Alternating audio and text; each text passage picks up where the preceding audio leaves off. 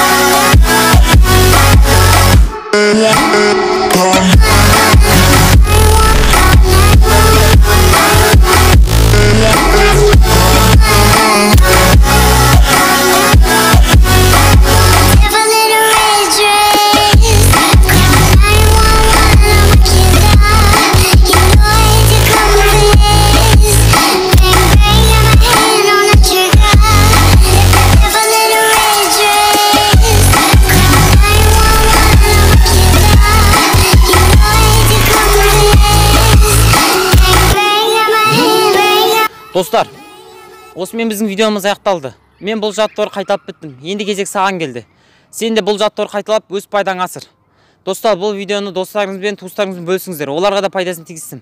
Бұл жаттығу 5 минуттық уақытыңызды алатын болады. Күніне 1 рет қайталасаңыздар болады. Иығыңызға кәдімгідей нагрузка түседі.